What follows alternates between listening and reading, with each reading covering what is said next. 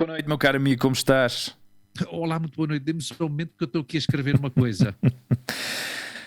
Muito boa noite aos nossos espectadores de canal de YouTube, aos que decidiram ver-nos através do YouTube. Boa noite aos que nos escutam pelas redes sociais audiofónicas, Spotify, Google Podcasts, Apple Podcasts e tudo o que houver por aí. Boa noite a todos. Ou bom dia, ou boa tarde. Ou boa noite. Onde quer que estejam. Exato. Audiofónicas. Sim, audiofónicas. Pode ser um bom termo. Começamos cedo, não? Começamos cedo. Pode ser. Como é que tu estás? Então, querido, estou bem. Está a semana? Então, foi boa. Sim. As semanas são todas boas porque por agora não há surpresas. Continua a ser de 7 dias. Sabe? Então, acho que o gajo quando começa já a aproximar-se dos 50 anos, se calhar já não tem muita vontade para surpresa. E nada, de maneira que continua a estar bem. Estou bem. Pronto, já está. É que estou aqui à procura da audiofónica. Sim, enquanto tu procuras, eu vou agradecendo. Eu vou dando agradecimentos, vou fazendo agradecimentos, especialmente a um utilizador do Instagram que se chama QTQDWEZOMSSPBBU858999 porque nos ofereceu um iPhone 13. Sim. Eu fiquei muito contente. E como é que eu, com um nome desses tão simples de decorar, não fiquei com isso na ideia? Não sei porquê. Oferecendo-nos um iPhone 13. Sim, eu recebi isso no meu Instagram. No teu Instagram, sim. Não acreditei nisso, obviamente. Não sei porquê, até nos mandaram um link e tudo para reclamar o nosso prémio. Mas é um perigo porque ainda há pessoas incrédulas que entram nessas jogadas. Pois fez uma menção do nosso tal e disse felicidades em cima em espanhol, felicidades, has ganado el iPhone 13. Como se fosse o único telefone no mundo. The one and only iPhone 13. Más información en el enlace. Sim, depois tu dás-lhe aí. Não lhe des porque pode o telemóvel que tu tens nas tuas mãos. O Putin decide atacar a Ucrânia. Claro. Pode ser isso. Ou seja, manter a paz ou ir para a guerra, tudo está dependente desta ação que eu tomo, não é? Bom, como eu dizia ao princípio, a partir de agora podem também ver estes episódios no nosso canal do YouTube, o nosso podcast. Continuaremos obviamente a publicar o áudio no Anchor, no Spotify, Google Podcasts e Apple Podcasts e iVox. E no iVox. E no iVox também, para que não se esqueçam. Se quiserem fazer lá uma visita, todos esses milhões esses 11 milhões de portugueses que nos ouvem assiduamente. Ok. Audiofónico só se utiliza no Brasil.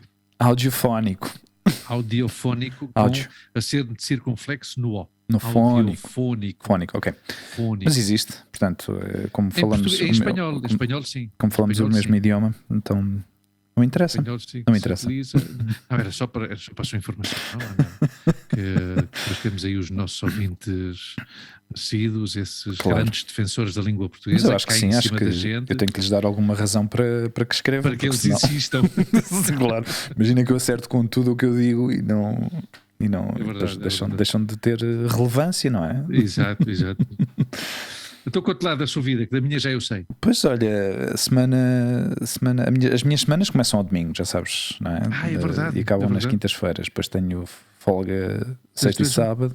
És um bocado como os judeus agora. Sim? Claro.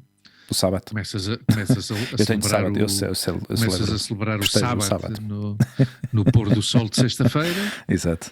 A partir daí já não podes tocar em aparelhos eletrónicos, nem mexer em fogo. Claro que não. E especialmente no fogo. No domingo já começas aí, já abres a joalharia, já abres a loja e tal. Eu não toco especialmente no fogo. O fogo é uma coisa. Fogo, claro. O fogo é uma coisa que não se recomenda tocar, não é? Sabes que a Montse foi dos seus primeiros trabalhos em Manchester. Ela era au pair de uma menina de uma família de judeus. Ok. E a partir do pôr do sol de sexta-feira, ela é que depois preparava a comida, porque eles não podiam. E então aprendeu muito sobre essa religião no tempo que esteve aí. A aprender inglês e a trabalhar como au pair, como eles lhe chamam, não é? Ok. E durante muitos anos manteve o contacto com esse casal que vieram à Espanha visitá-la e tudo. Ok. E ela um dia, sem querer, vamos tomar qualquer coisa, entrou no primeiro café que viu e era o Museu del Jamón. Imagina uns judeus entrar num café cheio de presuntos pendurados. Há que estar aberto a tudo. Mas fala-se muitas vezes dessa história, cada vez que nós passamos por esse café, que ainda existe, está na Calle Atocha, perto desse grande monumento à memória dos advogados laboristas que foram assassinados na Calle Atocha pelos fascistas.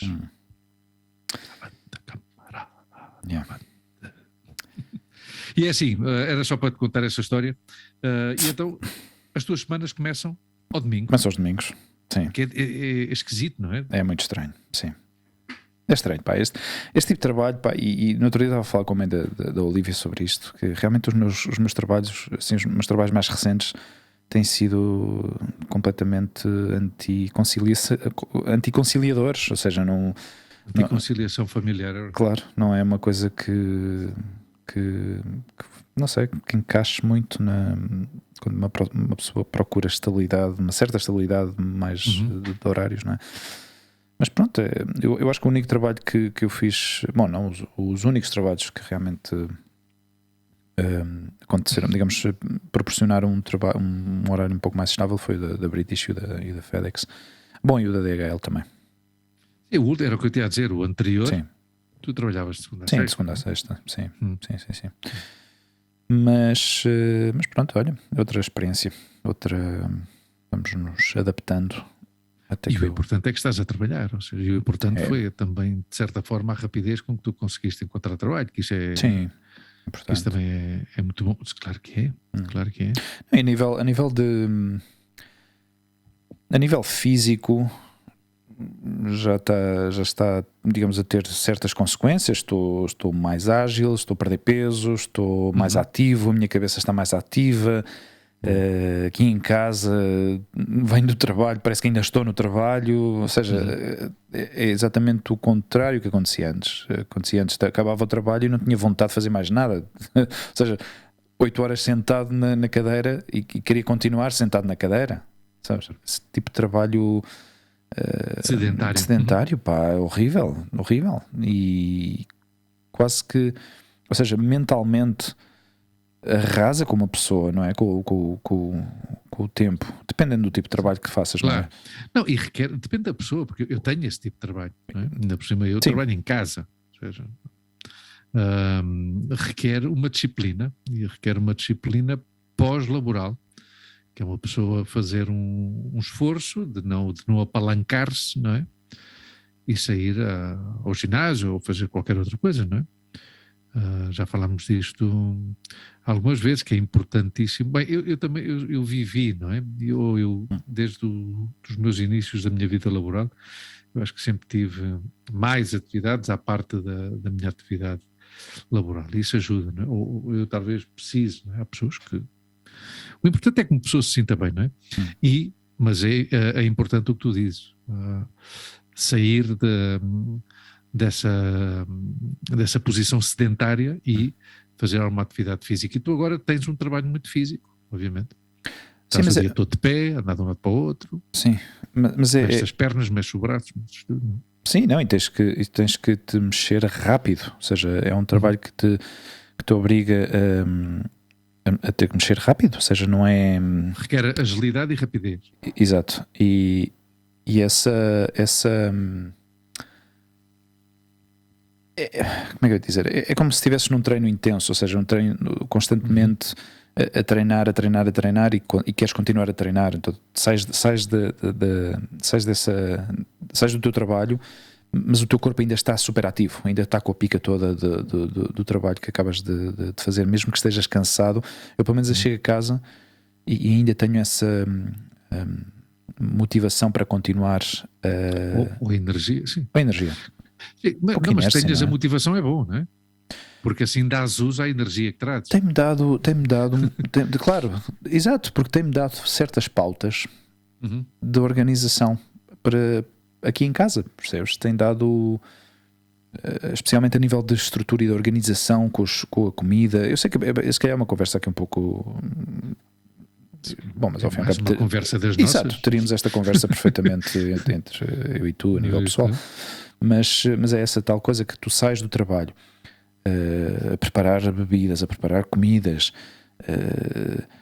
ter que ter uma organização com os elementos, não é? Com os recursos que tu tens disponíveis, e aqui em casa funciona exatamente da mesma maneira, obviamente noutro entorno, mas eu sinto isso, eu sinto que tenho mecanismos certos mecanismos automatizados, ter tudo limpo, ter tudo arrumado, ter tudo preparado, limpar as facas, limpar as colheres, sei lá, uma quantidade de coisas que vou apanhando do sítio onde eu estou a trabalhar e que ponho em prática e está a funcionar bem. Está a funcionar bem porque me sinto motivado o tempo todo, percebes? E era uma coisa que não acontecia antes, não tinha essa energia para...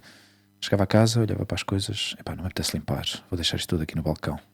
E depois no dia a seguir, claro, não tenho ninguém que me faça isso por mim, não é? Então eu agora acabo de preparar uma comida, acabo de preparar alguma coisa que seja, e arrumo logo tudo, e fica logo tudo limpo e tudo preparado para que é como nós fazemos lá, não é? Temos que ter tudo já preparado para a seguinte ordem, para o seguinte pedido, percebes? Funciona um pouco assim. Boa. É um pouco doentio. Ou seja, que estás a aplicar em casa o que aprendeste o que aprendeste no teu trabalho. Tá bem. Sim, é um pouco... ou seja, é curioso essa dinâmica, porque era das coisas que eu não estava à espera que isso acontecesse. Não estava nada à espera que isso acontecesse. Tinha, obviamente, expectativas, especialmente com a parte da aprendizagem do café, como já tínhamos falado sobre isto, que também esta semana, curiosamente, aconteceu isso ao princípio da semana, eu não estava nada à espera. Aliás, eu e tu falámos sobre esta questão em off, de que tinha ficado um pouco desiludido com essa... Ou seja, fiquei um pouco desiludido com essa falta de... Digamos que tinha que aprender... Estava a aprender tudo o que se refere à preparação das comidas, a servir, a levantar as mesas, a limpar as mesas. Então eu já estava a ficar assim um bocado... E não estava a aprender nada do que eu realmente gostava de aprender, que é a parte de preparação dos cafés. Mas depois de uma conversa com o meu chefe, ficámos... digamos, pusemos as expectativas no lugar, e ficou claro que era uma parte necessária de ter um pouco mais mecanizada ou automatizada, digamos, o resto de processos, não é? O saber preparar as comidas, o saber preparar levar as bebidas, a antecipação, a compra para o restaurante, ou para a cafeteria, neste caso, saber o que é preciso comprar, ou seja, estar mais, digamos, preparado com a parte da operação em si, do que propriamente das bebidas. E é certo, e tem razão, ou seja, não lhe tiro razão, porque para dar o salto para a parte dos cafés é outro mundo, completamente diferente. Tens de estar preparado de outra forma, porque os pedidos que entram para as bebidas, tens que preparar ainda mais, ou seja, tens que estar ainda mais preparado tens que saber exatamente o que é que estás a fazer, porque ali não funciona não vou fazer assim desta maneira, ou vou fazer à minha maneira, porque é o produto estrela do sítio. Claro. A grande maioria das pessoas vão lá precisamente por isso. Claro. É a especialidade, é normal. Bom, mas até a nível de organização, porque, por exemplo, se alguém pede, por exemplo, digamos um cortado ou um café com leite, mas o terceiro pedido que entra se calhar é outro cortado, porque a forma como se preparam os cafés, tens cafés de uma carga e cafés de 2 cargas, então até nisso tens que antecipar para aproveitar sempre o café que sai, para não deixar os cafés. Se alguém pede, por exemplo, um café que é só um single shot, a saída, digamos, do porta-filtro é de 2 saídas, portanto cai café para os 2 lados, então tens que ter sempre 2 copos para receber esse café, ou 2 chávenas, o que seja. Mas só uma pessoa pedir um café, então esse café pequeno só recebe uma carga, claro, e desperdiças o outro café. Então tens que estar sempre atento ao pedido seguinte que entra, porque se na eventualidade desse pedido pedir outro café também desse pequeno, então podes aproveitar esses 2 cafés já para o primeiro pedido, claro, e para o terceiro pedido, percebes? Então é outro tipo de ginástica, isso eu acho. Epá, dou valor, um valor tão grande a esta gente que tem já isto tão mecanizado e tão estruturado e tão natural, pá. É uma coisa espetacular. É um trabalho mal pago, pá. Para o tipo de trabalho que é. Sim. No geral, já não falo neste trabalho em concreto, no meu trabalho em concreto, eu digo no geral, eu acho que o tipo de trabalho das hotelarias, de cafetarias, de restaurantes, pá, tão mal valorizado, tão pouco valorizado. Eu continuo a ter algum contacto com pessoas que trabalham nesse ramo, à parte de montes, obviamente, mas claro, com outras pessoas que estão ao mesmo nível que eu estava quando trabalhava nessa atividade e ganham o mesmo que nós ganhávamos em 2001. Há 20 anos. E por alguns serviços extras que uma pessoa dá nos dias de folga, não sei o quê, pagam o mesmo que pagavam há 18 anos. É escandaloso isso, pá. Escandaloso, porque é de tanto sacrifício pessoal. Às vezes queixam-se, desculpa lá, depois as pessoas às vezes queixam-se da descida de qualidade do serviço na hotelaria. Claro. É difícil que o empregado se abstraia da ideia que a culpa não é do cliente. Mas se o empregado, e nós, pronto, tivemos a oportunidade, no meu caso eu, não é, que tive a oportunidade de deixar essa atividade e encontrar outras, ou adaptar-me a outros trabalhos, mas é uma atividade bonita, mas que perdeu o interesse e o respeito por parte de quem emprega pessoal nessa atividade. Então é normal que uma atividade acabe por perder qualidade e que se perca inclusivamente o orgulho ou o gosto por trabalhar nessa atividade. Eu gostava, e eu digo isto muitas vezes, é uma atividade que eu gosto ainda hoje em dia. Hoje em dia provavelmente seria muito difícil para mim fisicamente trabalhar ao nível que eu trabalhei. Sim. Porque eu trabalhei muito tempo com esses horários partidos, não é? O que eles chamam de horário partido, que era que eu às vezes quando me ponho a pensar nesse horário em termos de vestuário, imagina, tu acordas em casa, tiras o pijama, vestes a roupa, vais para a rua, vais para o trabalho, chegas ao trabalho, tiras a roupa, vestes o uniforme, acabas a hora do almoço, tiras o uniforme, vestes a roupa, vais a casa, chegas ao trabalho outra vez para a hora do jantar, tiras a roupa, vestes o uniforme, acabas de trabalhar a hora do jantar, tiras o uniforme, vestes a roupa, vais para casa, chegas a casa e vestes o pijama. Ou seja, e eu trabalhei com pessoas que viviam a 30, a 35, 40 quilómetros do local de trabalho. Pessoas que trabalhavam em Madrid e viviam em Pinto. Eu lembro-me do rapaz que vivia em Pinto. Esse rapaz passava o dia inteiro em Madrid. Passava o dia inteiro em Madrid e tinha tipo 1h, 1h20 de transporte público para cada lado, ou seja, 2 horas e meia por dia dedicado ao transporte público. Imagina a qualidade de vida desta pessoa, não é? Mas aí já entramos noutras questões de habitação e tudo isso, não vou entrar aí, mas quer dizer, era rentável de alguma maneira trabalhar em hotelaria. E aliás, eu até me lembro, ainda ontem estava a falar disso com o Montes e com um amigo nosso, o Pachi, que foi nosso colega também, e falávamos disso, que eu lembro-me em 2001, 2002, 2003, antes da grande crise, as pessoas mudavam de trabalho por 60, 70 euros. Iam para um sítio, depois iam ganhar mais 70 ou 80 euros, alguns 100 euros, e as pessoas mudavam de trabalho. Hoje em dia, seja qual for o trabalho que uma pessoa tenha, ninguém muda de trabalho por ir ganhar mais 100 euros. Porque é um risco. Claro. Dada a instabilidade do mercado de trabalho, quer dizer, é melhor um pássaro na mão do que sem a voar, não é? Claro. E nessa altura havia essa rotatividade, porque havia essa segurança de trabalho e havia principalmente havia um prémio. Ou seja, aparecia alguém no local onde tu trabalhavas, via que tu trabalhavas bem, fazia-te uma proposta de trabalho. Wow. Cara, hoje em dia é complicado. Eu acho que falei contigo disto, não sei se foi aqui num episódio dos nossos ou se foi assim entre nós, off the record, mas eu ouvi uma conversa de um tipo que se estava a queixar de que não havia estabilidade, né? Ou seja, estava-lhes a custar encontrar baristas, e eu a pensar para mim, claro, é muito fácil a resposta para essa pergunta, não é? Porque a razão é que as pessoas não ficam nos trabalhos é porque lhes pagas mal.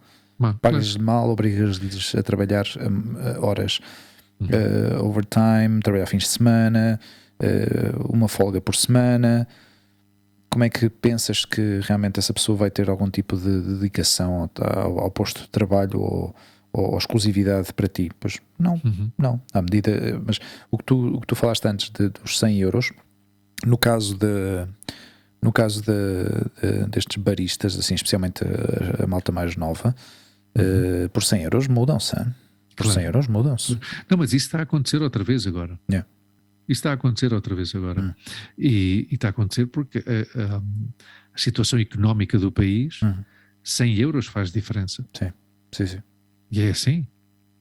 E outra questão que existe, hoje, pelo menos aqui em Espanha, é a necessidade que existe e a falta de cozinheiros que existem.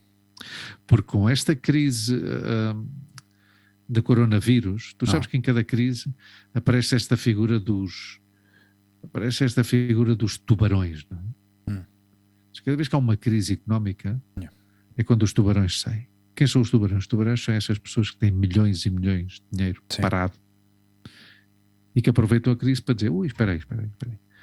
Esta crise, um dos setores que afetou bastante agora a crise do coronavírus foi a hotelaria. Porque, obviamente, pelas restrições que havia, houve negócios que tiveram que estar meses fechados ou meses com restrições do número de pessoas que podiam acolher, e houve muitos negócios, milhares e milhares de negócios, que tiveram que fechar.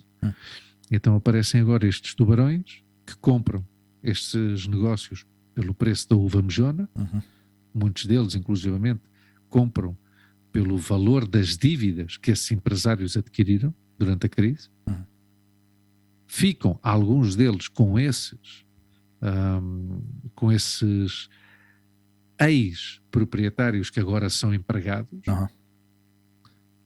pagam-lhes miseravelmente, porque o que têm é que rentabilizar rapidamente o investimento que fizeram. E então há muitos, um gajo pensa, mas porquê que há tantos negócios a abrir? Claro, há tantos negócios a abrir porque houve muitos negócios que fecharam. Então abrem com uma nova imagem, ou não sei, e então e eu inclusivamente ontem falava disso, quando fomos dar um passeio com o nosso amigo, falávamos sobre as borbulhas, não é? Sobre estas especulações que surgem, pode ser uma borbulha imobiliária, tu vês, eu não sei se tu vês muito por Madrid, mas há um auge, mas tu deves saber disso também pelos sítios por onde tu andas, há um auge das empanadilhas argentinas e da comida venezuelana. É curioso, porque em 2001 eu vivi esse êxodo argentino por causa do Corralito, e agora desde pouco antes da pandemia, esse êxodo venezuelano, que também se viveu em Portugal e que está a viver em Portugal, porque são dois países com muita descendência, têm os acordos em termos de nacionalidade são mais ou menos o mesmo. Então há um auge da população venezuelana em Espanha, em Madrid, no nosso caso, e é gente, grande parte dela, pessoas bastante empreendedoras. Ou seja, há um auge agora e há uma borbulha já. Tu na mesma rua tens dois negócios, numa rua relativamente pequena, tens dois negócios de empanadilhas argentinas, mais um de comida venezuelana. Bom, pois chega um momento em que isto tudo já me desvia um bocado, mas pronto, chega um momento em relação às borbulhas que já há tanto, que já é insustentável para todos os que existem. Claro. E agora, o problema está nisso, na falta de respeito que existe pelo pessoal que trabalha neste setor, que estamos a falar em específico, que é a hotelaria, que se paga muito mal. Não, mas exatamente essa questão foi levantada nessa conversa que eu escutei, que eu ouvi, que havia muita gente, havia muita malta nova com muito capital para investir e que abria estes negócios sem qualquer tipo de experiência, contratavam qualquer pessoa que fosse e depois, se aquilo não corre bem, fecham. Eu vi casos de pessoas que trabalhavam na cafetaria onde eu estava a trabalhar e que foram para uma destes franchises que abriram 2 e 3 lojas, porque depois a ideia de trás daquilo é logo expandir. Temos que expandir. Sim. Ou seja, não há... Porque há dinheiro. E como não há respeito pelo trabalhor, diz, eu meto aqui o meu dinheiro e dou um prazo. Se não ganho tanto, eu fecho e acabou. Exato. Eu continuo a ter dinheiro. Exato, mas o pior disto é que contagiam as pessoas que querem contratar com esta ambição de não, tu não te preocupes, tu abres esta loja aqui comigo e à medida que isto vai crescendo, depois ficas responsável da outra loja e vais ganhar ainda muito mais, pá, isto é garantido. E assim alimentam as expectativas das pessoas desta maneira. Que na realidade, se a coisa funcionasse assim, aliás, era como funcionava antigamente, não é? Organicamente, os negócios eram muito mais, demoravam mais tempo a assentar-se. Exatamente. Mas depois, eventualmente, se tivesse êxito, o proprietário, ou os proprietários, ou os sócios, ou o que fossem, depois tomavam a decisão de, olha, é momento, se calhar passavam o quê? 3 anos, 4 anos, 5 anos? Não sei se é realista o que eu estou a dizer ou não, mas isso aconteceria de uma forma muito mais orgânica do que acontece agora. Agora abrem e se calhar 6 meses depois já estão a pensar, isto está a encher, porque em Madrid tu já sabes que o pessoal que vive em Madrid, não vou dizer os madrilenhos, as pessoas que vivem em Madrid são deixam-se influenciar muito pela novidade. O que é novo atrai. Uma cafetaria pode abrir, 2 cafetarias podem abrir, um restaurante novo pode abrir, e ao fim e ao cabo as pessoas são atraídas pela novidade e vão em massa. Quando uma coisa começa a ser trend, não é? Começa a ser a tendência, ainda por cima com as redes sociais as pessoas falam muito, depois o boca a boca, abriu agora um sítio novo aqui na rua tal, não sei o que, está espetacular, tem umas arepas e tem umas empanadas e tem não sei o que, não sei quantos, e o pessoal vai em massa e deixam-se levar pela novidade. É uma questão cultural também, ou seja, em Espanha, especialmente em Madrid, em Barcelona não é assim, por exemplo, mas em Madrid as pessoas vivem muito a rua. Sim. É assim, ou seja, vive muito a rua. E tu sais de uma discoteca em Madrid às 4 da manhã e tens um sítio para comer. Yeah. Tens um sítio para beber e tens um sítio para estar. Estás a perceber? Ou seja, tu em Barcelona não tens isso. Barcelona é outra onda, é diferente. E eu falava disto com o Mário Correia, que há pouco tempo ele vive em Barcelona, é português também como nós, vive em Barcelona e veio aqui a Madrid com a família passar uns dias e fomos beber um café.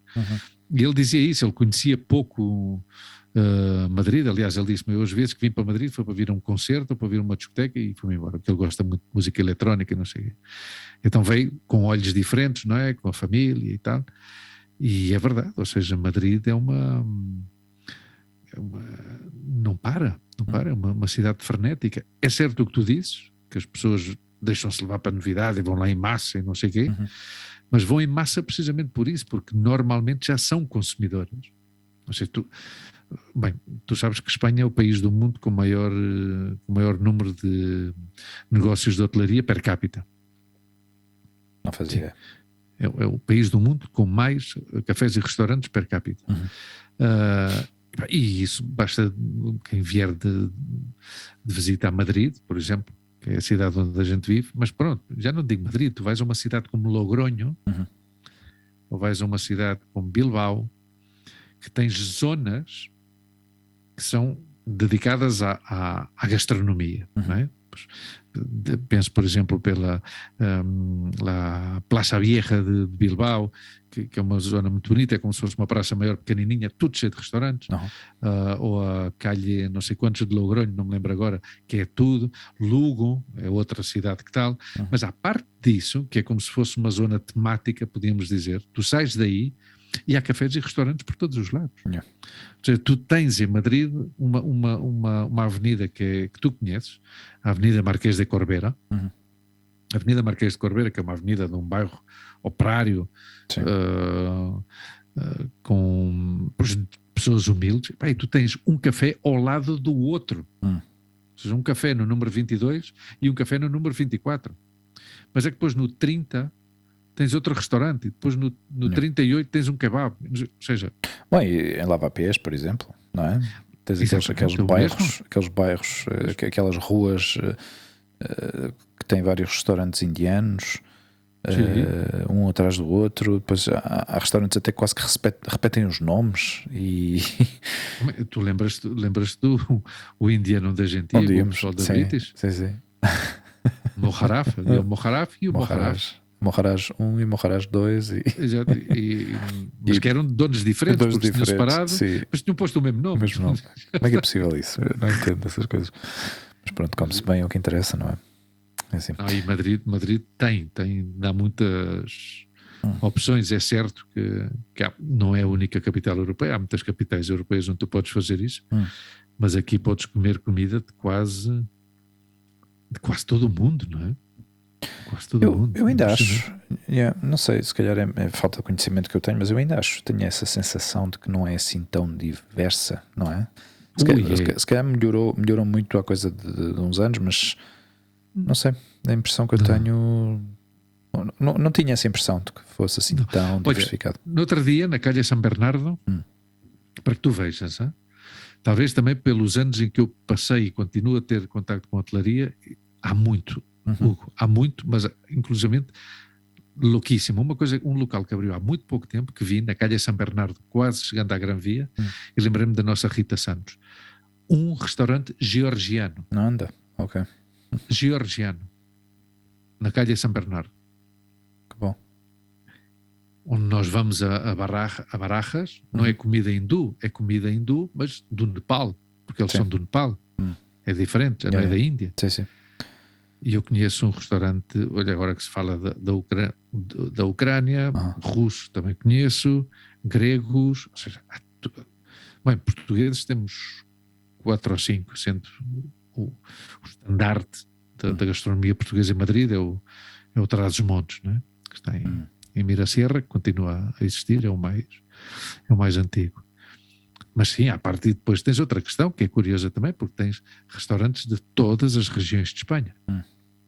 Não, há muita variedade. Há muita variedade em Madrid, Hugo. Sim. Eu não sei muito. Sim, talvez. Não sei muito, pá. Não, aqui em Barajas, na avenida principal, tens vários sítios também tens restaurantes bascos, tens sítios que podes comer carne. Depois na Praça Central, que é a Praça del Pueblo, também tens vários restaurantes diferentes. Bom, tens também franchise para quem quer comer os 100 montaditos, por exemplo, também tens isso. Mas tens sim, alguma diversidade. Mas não sei, eu ainda tenho essa impressão mas é por isso, porque não estou tão exposto, nem sequer vou ou experimento diferentes opções na cidade. Falando da Ucrânia, o que é que... Quando sair este episódio, se calhar já se estão a matar todos uns aos outros. O que é que tu achas? Esperemos que não, pá. Eu tenho medo que não. Eu tenho medo que hajam guerras, pá.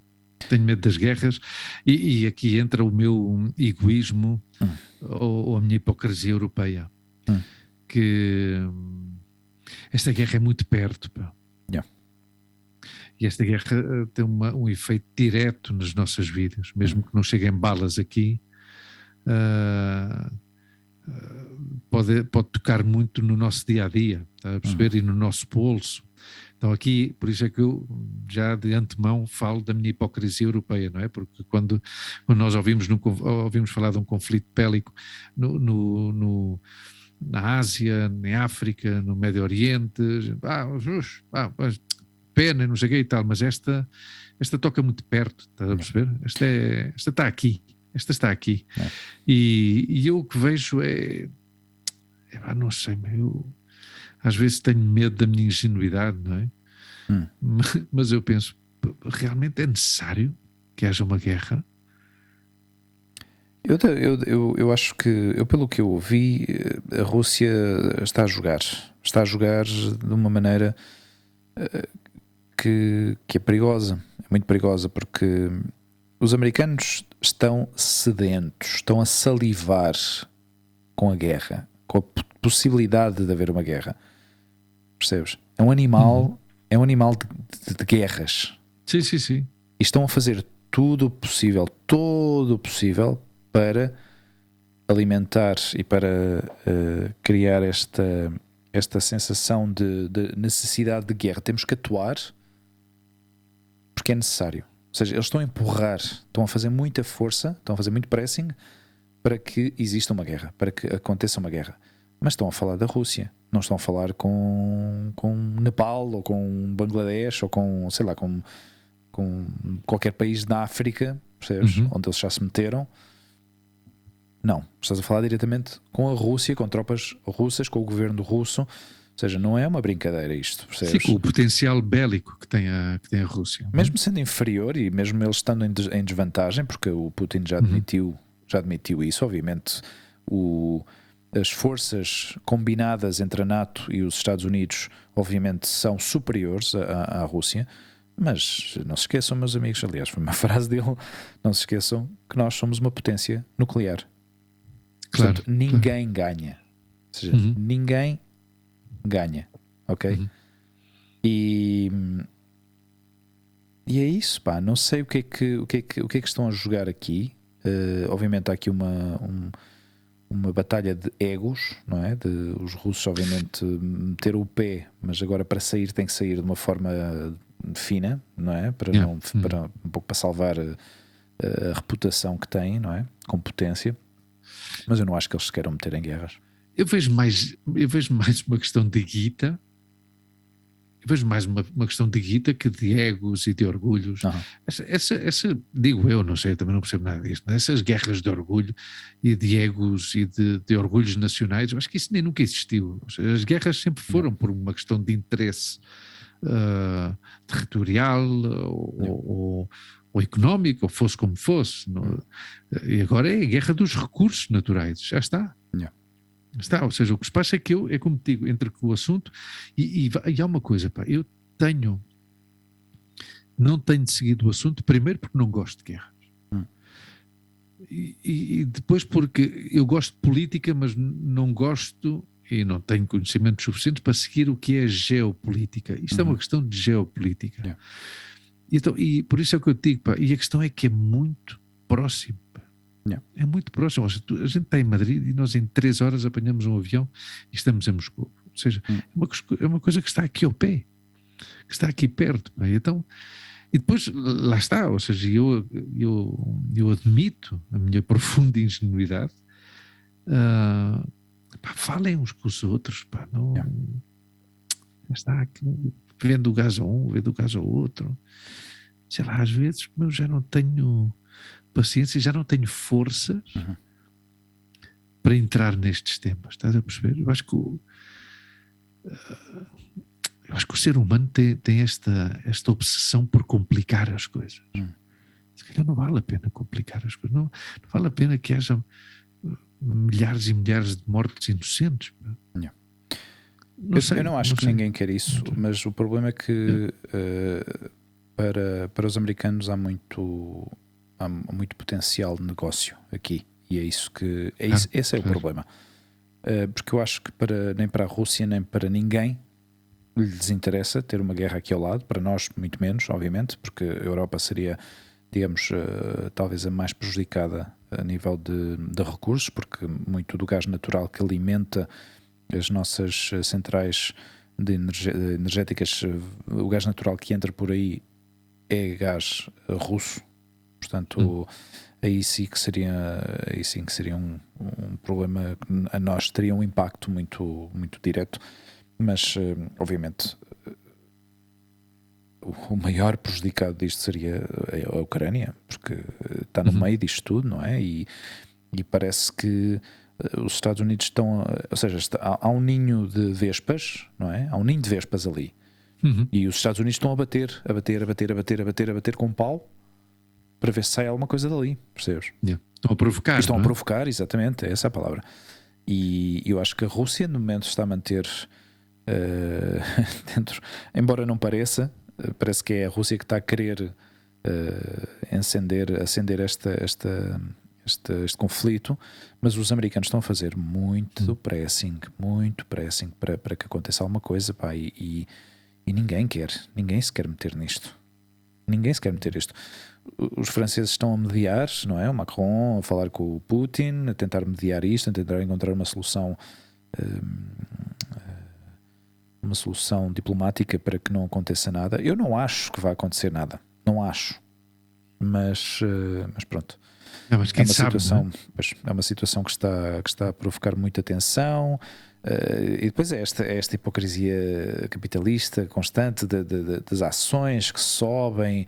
Claro. Ou não, neste caso as ações estão a cair, mas já estão a ver os investidores, as pessoas que investem dinheiro nisto, já estão a ver as oportunidades de negócio com a guerra e com o que podem fazer.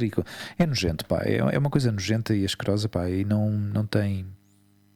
se preocupam realmente com as pessoas que estão ali, percebes? Acho que é uma frase do Paul Valéry, que mais uma vez eu a fazer aqui jus à minha ingenuidade e sobretudo ao meu carácter antibélico e pacifista. Acho que foi o Paul Valéry que disse: a guerra é um lugar onde os jovens que não se conhecem e não se odeiam se matam entre si pela decisão de velhos que se conhecem e que se odeiam, mas que não se matam entre si. Já tinha ouvido falar essa frase. Sim, é uma frase muito batida. Acho que surgiu depois da Primeira Guerra Mundial, acho eu, não sei, não me lembro bem agora. Mas quer dizer, e é isso, no fim de contas, é o que tu falavas antes, é dos interesses económicos, é do gás, é não sei o quê. E entretanto, isto já é um negócio, já há gente, já há pessoas, já há países a ganhar dinheiro com isto, porque já estão a meter e a apetrechar a Ucrânia com coisas e com histórias. Então a Ucrânia, como país soberano que é, já está a adquirir dívidas. Claro. Não sei, é tudo um sem sentido, é tudo uma coisa, não sei, uma história, não sei. Tu gostas, mudando de assunto, tu segues a Super Bowl? Sim, eu gosto muito da Super Bowl. Aliás, este ano foi o ano em que o grande Tom Brady anunciou sua reforma. Sim. Há quem diga que finalmente, não é? Há quem diga que finalmente, porque este tipo tu sabes que ele tem mais títulos que qualquer equipa da NFL. Não sabia. Seja, eu acho que ele ganhou 7. Eu não sigo a Super Bowl. Eu sigo, sabes porquê? Porque é curioso. Porque eu cheguei a Porto Rico em dezembro de 97 e a final é sempre em fevereiro, é sempre nestas datas. Então eu tinha feito logo uns amigos, assim, tipo ao fim de 2 semanas ou coisa, estar ali no bar onde eu ia. Fiz uns amigos e tal, e eles eram muito americanos, digamos assim. Eram destes betinhos, a grande maioria deles, é curioso. Porto-riquenhos, e convidaram-me para uma festa. Não sei o quê, é domingo e tal, vamos fazer esta festa, porque claro, eu estar em Porto Rico, e eu acho que, não sei, se calhar vê aí quando é que foi a final em 98, onde é que foi, mas por horas. Aquilo foi por volta das 6 da tarde, uma coisa qualquer, 6 da tarde de... Em que ano é que tu dizes? 98, claro. 98. Isto foi em fevereiro de 98, uma coisa qualquer. E então eu achei piada aquilo, por a parte que era a festa e que estava a conhecer pessoas e não sei o quê. Achei piada aquilo. E houve um rapaz que ainda me tentou explicar um bocado as regras, aquilo era estranhíssimo. Mas pronto, era este evento desportivo. Quando foi? San Diego, em Califórnia. Estás a ver, San Diego, que devia ter o quê? Menos 2 horas, menos 1 ou 2 horas de Porto Rico. E então pronto, foi isso, pá. Foi, aliás, em Porto Rico aficionei-me ao futebol americano, ao boxe e ao beisebol. E o beisebol ainda cheguei a entender bem as regras e vi vários jogos ao vivo mesmo em Porto Rico, de beisebol. Há 4 horas de diferença entre Porto Rico e Califórnia. 4. Pois então não, são mais. Mas sempre achei curioso. Quando eu trabalhava na Apple, havia muitos colegas, não sei se pela influência Não, eu via o pessoal da Apple entusiasmados com o Super Bowl. Não eram todos, mas organizavam grandes noitadas e viam aquilo de madrugada e preparavam a noite toda com snacks e coisas assim. Eu achava curioso e nunca me senti conectado nem entusiasmado com o desporto. É um espetáculo ver aquilo, e depois está a questão do intervalo, não é? Do espetáculo de intervalo da Super Bowl. Mas tu sabes qual é que é a comida estrela da Super Bowl? São os Buffalo Wings. Ok. Sim, são os Chicken Wings, Buffalo Wings, que é a tradição, não é? A tradição no beisebol é o hot dog. Okay. Hot dog e burgers também. Não, é curioso porque eu tinha lido uma notícia que os Estados Unidos tinham bloqueado a importação de abacates justamente. Abacate? Porquê? Sim, por causa justamente antes nas vésperas da final. Não sei se tenho aqui forma de recuperar essa notícia. Mas porquê? Qual foi Claro, exato. Eu queria recuperar a notícia exatamente para entender por que razão é que bloquearam a importação, mas pelos vistos, ao associá-lo com a Super Bowl, eu pensei que tinha alguma coisa a ver com o facto do pessoal comer nachos e guacamole. Claro, tu não sabes as toneladas claro. de guacamole que se pode comer numa final destas. Aliás, eu lembro-me, nos anos que lá estive, que esta festa da Super Bowl fui 2 vezes. Fui à de 98, a de 98 e a do 2000, do ano 2000. Não me lembro das equipas nenhuma desses, mas pronto, fui essas 2. E eu lembro-me dos supermercados, já tipo 2 semanas antes, e estamos a falar de Porto Rico. Quer dizer que o desporto rei em Porto Rico é o beisebol e depois é o basquetebol. Aliás, nem sei se pratica futebol americano em Porto Rico ou não, mas pronto, estas confusões identitárias que eles também têm, que celebram isto para se sentir mais próximo da mainland. No fim de contas, há uma crise identitária aí magnífica. Algum dia podíamos falar de Porto Rico, porque é um sítio único no mundo. Bom, pois tipo 2 semanas antes já começavam os supermercados a criar packs e promoções e não sei o quê, e o álcool, arrasavam com o álcool, ou seja, acabava o álcool. E havia, por exemplo, muitos americanos da Florida que iam a Porto Rico para ver porque era uma forma de passar um fim de semana fora e num sítio que, obviamente, para eles é muito mais económico ir a Porto Rico do que ficar em Miami, não é? Sim, claro, sim. Mas olha, antes estou a ver aqui, encontrei a notícia antes da final da Super Bowl, os Estados Unidos suspende a importação de abacate do México. Do México. Mas porquê? Porque avocado exports are the latest. porque as exportações dos abacates são a última vítima na guerra dos cartéis de droga. Ou seja, extorsionam os agricultores de abacate na parte oeste do estado de Michoacán. Claro. É o único estado no México autorizado a exportar para o mercado americano. Ok. Uau. E guerras suspenderam, comerciais. claro, e a razão pela qual suspenderam a importação foi porque das fábricas, não é? Receberam ameaças por parte de um dos cartéis e os americanos decidiram bloquear a importação dos abacates. Ok, destas coisas que pronto, ok, já está. Se calhar houve algum produtor de pera abacate em Porto Rico que começou a esfregar as mãos na República Dominicana porque disse, pois já está. Esta é a minha, claro. Curioso, não é? Pois olha, esta edição da Super Bowl teve a maior audiência de sempre, com 101 milhões de espectadores. Eu gostei do espetáculo porque tu sabes que foram pois, as velhas glórias do rap norte-americano. Depois estava lá o Dr. Dre, Snoop Dogg também. Estava o Eminem. Eu vi coisas soltas, já sabes que estas coisas eu não Mary J. Blige também, o que era. Ok.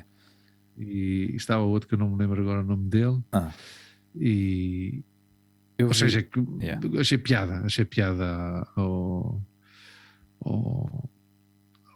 midterm, não, como é que eles chamam? Não sei, o intervalo. Sim, exato. Sim, eu acho curioso. Halftime show. Okay. Acho curioso que dentro de um desporto, não é, de alta competição, que se considera de alta competição, que haja toda esta fantochada. Para mim, eu peço desculpa se estou a ofender alguém, mas para mim este circo num jogo tão importante, não é, que é a final da Super Bowl, que haja quanto tempo é que ocupa esse espaço, esse show? 1 hora? Não, é menos tempo? Não é mais de meia hora. Sim? Não é mais de meia hora. Sim, não é mais de meia hora. Os milhões que gastam. Eu gosto de ver por isso. E os milhões que ganham. Porque são estas notícias que todos os anos se repetem, não é? Sim, as notícias que todos os anos se repetem são à volta da Super Bowl. Exato. Quem é que vai atuar no intervalo? E a questão da publicidade. Quem é que vai pagar mais pelos 20 segundos de publicidade? Exato. Já está. Olha, para que tu vejas isso, na altura do boom da construção, em Espanha, houve uma marca espanhola que se anunciou na final da Super Bowl. Sim? E é uma marca potentíssima e com muita força em Espanha e no mundo, que é a Concertino. Concertino, eles fazem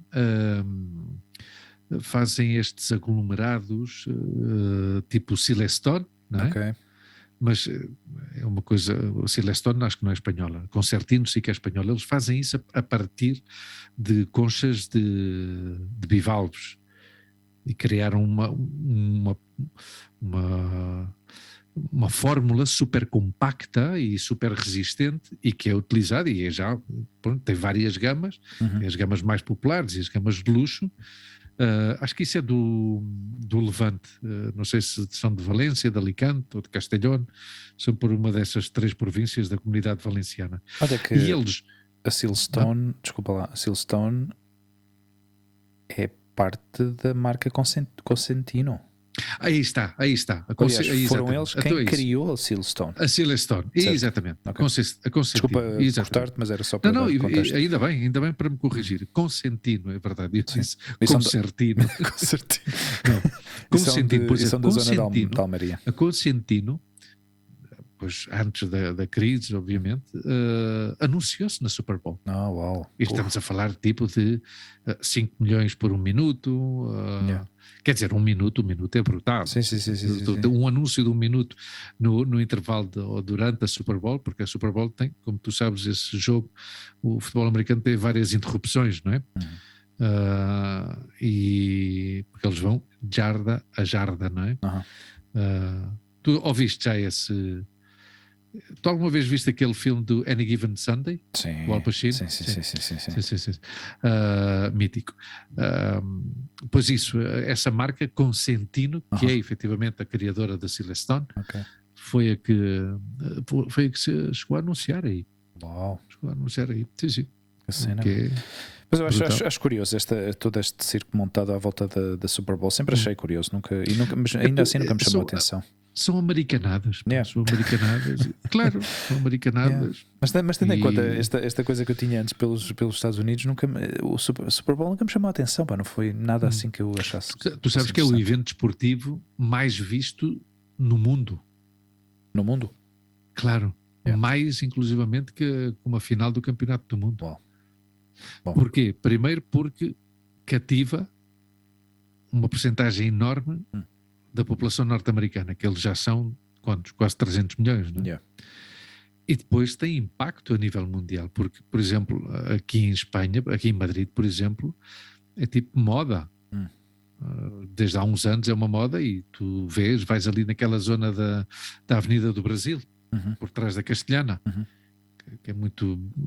Sim. Os betinhos vão todos por aí, não sei o quê. Ou seja, tu juntas aí milhares de pessoas na noite da Super Bowl. Uau. E depois, vê bem, o Centro de Bellas Artes também queria um evento para ir ver a Super Bowl, vários hotéis que queriam para ver a Super Bowl. Curioso. Sim. Bom, eu vi já pessoal a treinar, não eram assim muitos, mas já vi pessoal a treinar aqui no parque do Juan Carlos I. Tu sabes que em Barcelona, em Espanha, há uma liga de futebol americano. Não sabia. Sim. Não sabia. E eu até tenho uma t-shirt de uma equipa de Barcelona de futebol americano. E uma cunhada minha namorou com um rapaz que joga, acho que ainda joga futebol americano, numa liga menor em Barcelona. Ok. Bom, olha, mudando de assunto outra vez. O meu amigo manda assuntos. Eu vou mudando de assunto. Estavas à espera do teu Porsche? Estavas à espera de um Porsche, tu? Não me digas que ganhámos um Porsche também. Não ganhámos o Porsche porque no mesmo dia ganhar um iPhone 13 e um Porsche. Não, porque os nossos Porsches estão a arder no meio do Atlântico. Neste momento há um barco. Bom, na altura que se ouvir este episódio já não é notícia, mas estava esta quarta-feira passada. Deram um alerta de emergência, um barco com o tamanho de 3 campos de futebol americano. se pode ter alguma perspectiva disso. Não sei exatamente as dimensões dos campos de futebol americano, mas são grandes. Alertou de que um incêndio foi declarado, deflagrou num dos barcos que transportava vários carros, não só Porsche, mas estima-se que mais de 1000 Porsche estão neste momento a arder. Há vários carros da marca do grupo Volkswagen, desde Bugattis, Volkswagens, ou seja, marcas caras, modelos muito caros. Sim. E Porsche. Um dos problemas que se levantou para recuperar este barco, porque a tripulação está a salvo, não há nenhum problema com a tripulação, foram evacuados do barco sem qualquer problema, mas o problema é que há muitos destes carros que contêm baterias de lítio, porque são carros elétricos, e está a colocar um problema grave e sério de recuperação. E eu tenho que dizer uma coisa, estou mais preocupado porque isso foi perto das costas dos Açores. Porque o barco sim, isso à parte de ser um grave problema, obviamente, o barco é de bandeira portuguesa. Chama-se Felicity, da Felicity Ace, mas zarpou da Alemanha para chegar a Rhode Island, nos Estados Unidos. Então apanhou aí no meio do Atlântico, exatamente no meio da viagem. Ou seja, o barco neste momento está à deriva, está abandonado, não está ninguém. Uau. E está a queimar-se, está a arder. Uau. Estão a tentar criar um plano para resgatar o barco, mas claro, existe este problema com as baterias. Porque se aquilo explode, Não sei. E a capacidade que deve ter para contaminar as águas. Claro, a parte das baterias já por si contaminam. Depois, claro, todo o petróleo, todo o combustível que está naquele barco, não é? Não o petróleo em si, mas o combustível que ele solta, não é? É um problema. Vamos lá ver, esperemos que não se converta num problema, porque qualquer tentativa de ação para salvar esse barco apanha no meio do oceano, ou seja, claro, seja marinha portuguesa, seja marinha dos Estados Unidos, seja quem seja, seja quem for, vamos ter aí um problema sério, não é? Não, foi uma notícia que me chamou a atenção de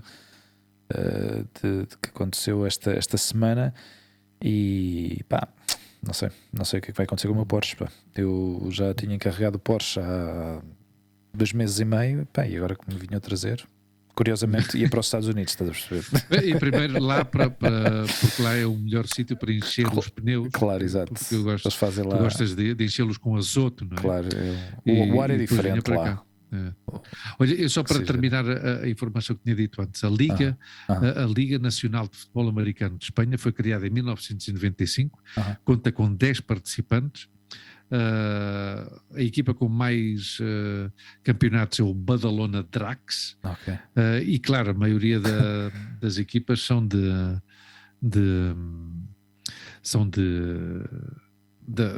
Catalunha. Catalunha. Embora também haja algumas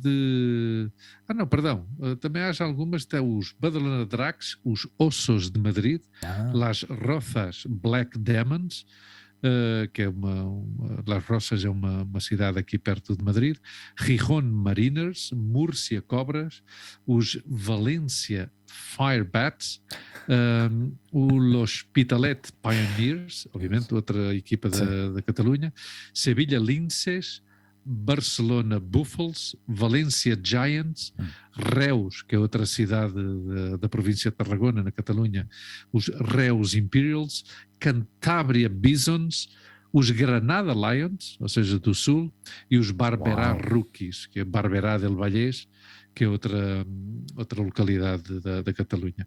E o nome da federação é giro porque é FEFA. FEFA. A Federación Española de Fútbol Americano. FEFA.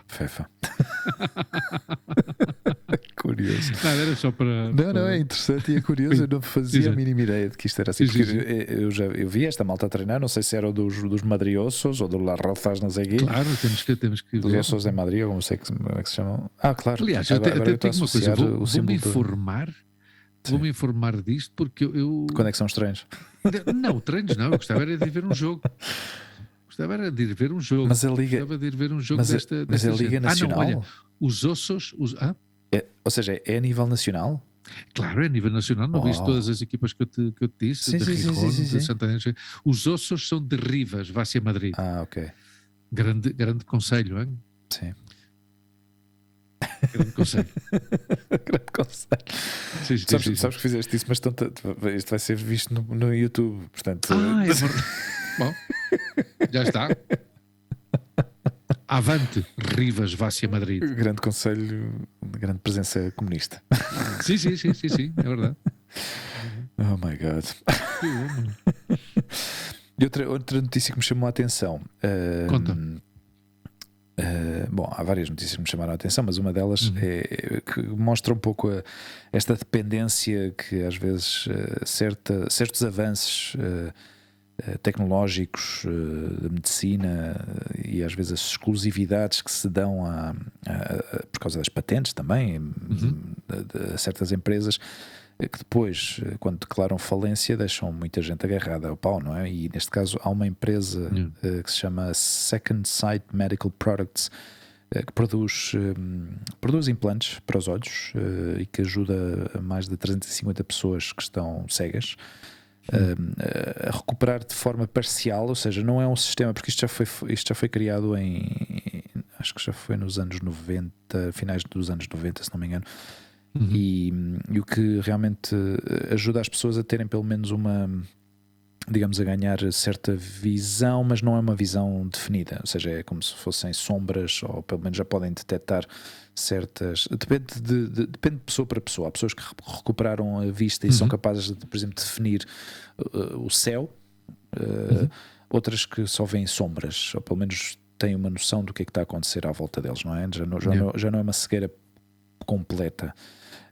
Mas a empresa pois estava à beira da falência e deixou de dar suporte a esses implantes, coisa que foi prometida ao princípio a essas pessoas que dariam suporte e que fariam atualizações para que não falhasse, digamos, para que fossem melhorando o produto, mas que agora pois, deixam de ter suporte técnico. E claro, é um problema. Ou seja, é um problema. Claro, é um problema não ou seja, não é notícia em si, porque ao fim e ao cabo eu tento extrapolar isto a uma coisa muito maior, que é ao fim e ao cabo essa dependência que muitas empresas obrigam para ter essas exclusividades e para ganharem essa cota de mercado, para terem essa presença no mercado exclusiva, não é? Têm essas patentes, são proprietários das patentes. Qualquer pessoa, qualquer outra empresa que queira fazer o mesmo tipo, produzir o mesmo tipo de produto, tem que lhes comprar uma licença ou pagar uma licença. Mas depois estas empresas dão o berro e deixam a milhões de pessoas, ainda por cima, uma coisa tão importante, não é? Tão pessoal, não é? Uau. E é assim, só para acabar, o teu amigo Djokovic continua a sua senda anti-vacinas e diz que está, cada vez sou mais amigo dele. Diz que está preparado para perder mais Grand Slams. Perfeito. Antes de vacinar-se. É admirável ou seja, uma pessoa na posição dele, eu acho que ele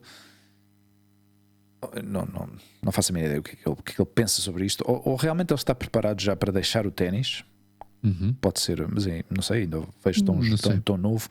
Não será por idade. Ou realmente está realmente acredita tanto nesta forma que ele tem de pensar contra as vacinas que realmente está disposto a pôr em perigo, não é?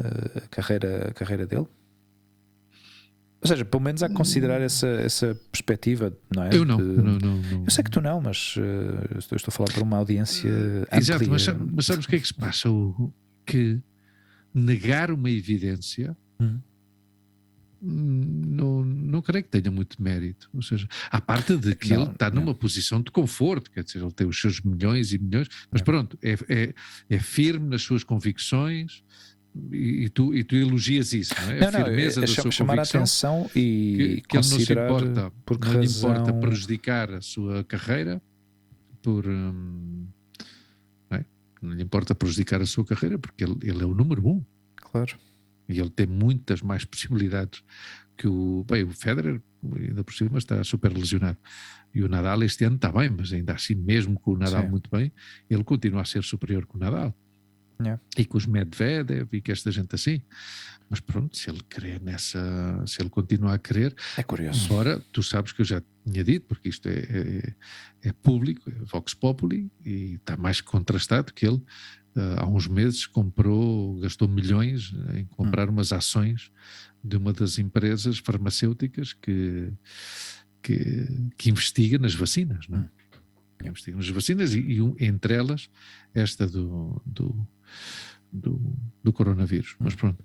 Olha, antes que estávamos... Não, continua, desculpa. Não, era só isso. Era realmente chamar a atenção sobre isso, porque eu acho curiosa, digamos, qual é o mindset deste tipo de pessoas quando entram neste modo e continuam a bater na mesma tecla, não é? De estar dispostos, porque ao fim e ao cabo ele está disposto a sacrificar de certa forma, ou pelo menos é o que parece, não é? Se calhar há outra coisa aí de trás que eu não vejo não, se calhar são as suas fortes convicções. Acho que em Roma pode ir. Acho que o Open de Roma já lhe disse que ele sim, pode ir, que se quiser pode ir.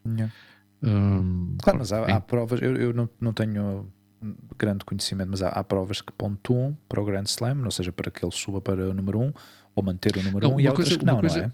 Eu não sei, eu não conheço, eu desconheço. Uma coisa é o Grand Slam e outra coisa é o ATP Tour. Claro, todas contam para o ATP. Ok. Umas mais, outras menos. A questão Ok. do Grand Slam são as mais Só- emblemáticas, ok. que são 4, Ah, que é a Austrália, Roland Garros, que é Wimbledon, Melbourne, Roland Garros, Wimbledon e a dos Estados a Unidos, Nova o Iorque. Flushing Meadows. Ok. Flushing Ainda Meadows. é Nova Acho que Iorque? essas Já não é Nova Iorque. é por aí, certo? Era em É Nova por aí Iorque? perto. Não, É por não aí lembro. perto. Ok, Esses já são entendi. os 4 Grand Slams, que é como os 4 maravilhas, não é? Ah, ok. E depois há outros Opens importantes, como é, por exemplo, o Open de Roma, Aham. Do Estoril. Mas pronto.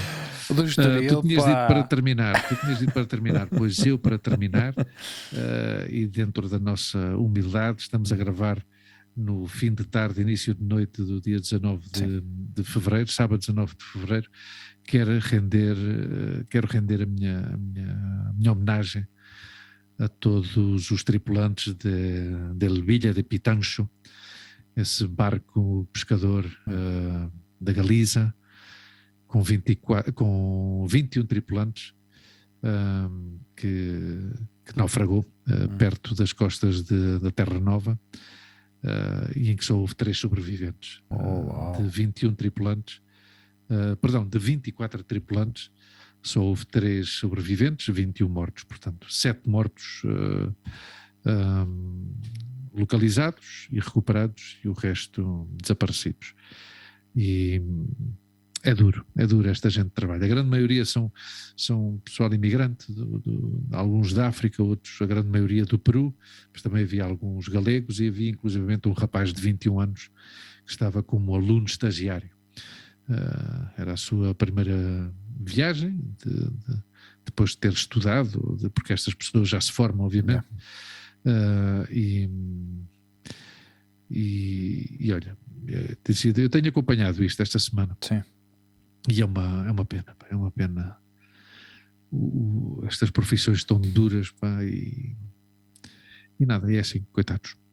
Ou seja, é incrível, não é? Que Sim. Acho que foi a consequência de ventos muito fortes e de ondas de 15 metros que obrigaram a embarcação não a se sabe ainda bem, mas parece ser que foi ou no momento da virada, como eles lhe chamam, que mudou o rumbo e apanhou-lhe a onda.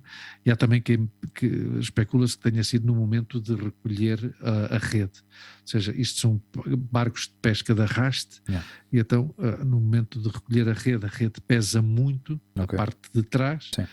Isso faz muito peso, e se vem uma onda muito grande da parte da frente, obviamente faz com que o barco perca totalmente o peso frontal e que dê a volta. Por isso é que nem sequer dão, ou seja, nem sequer houve possibilidade de atuar a nível de emergência. Não, porque ainda por cima foi nesse momento em que parece ser que estavam a grande maioria deles a descansar, e não havia, e deve ter sido alguma situação imprevista, inclusivamente do estado do mar, porque eles não tinham a roupa preparada, não tinham colete salva-vidas, ou seja, aliás, os 3 sobreviventes, um deles o capitão e mais 2 pessoas,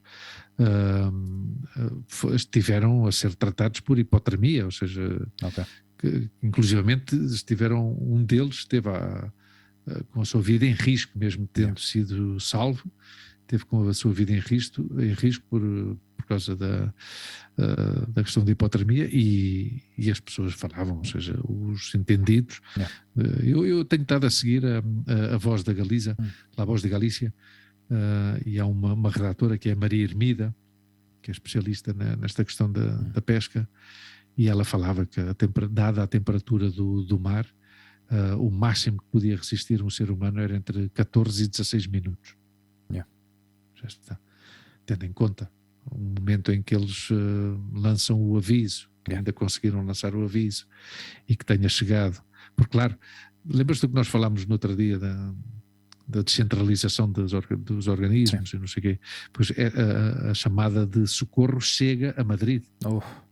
Chega a Madrid, e Madrid é que manda posteriormente à guarda costeira, neste caso canadiana, que foi a que acudiu o salvamento deles, claro, porque eles estavam a 250 milhas, mais ou menos 460 km ou 450 km da costa da Terra Nova.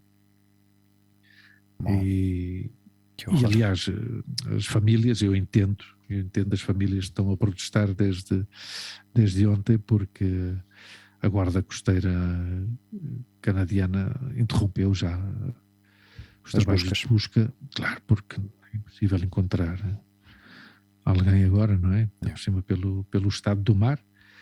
Bom, não sei, de maneira que é uma tragédia. Desde aqui da nossa parte, o nosso apoio provavelmente não chegará a eles, mas pronto, pelo menos está fica registado na minha mente que todo o meu apoio e solidariedade para o pessoal, para os tripulantes do Bilha de Pitanos. Tragédia. Sim, uma tragédia. Bom, com esta nota... Não queria terminar com uma nota tão triste, mas pronto, é uma nota solidária à classe operária, que tu sabes que está sempre presente na minha mente. E assim, eu acho que qualquer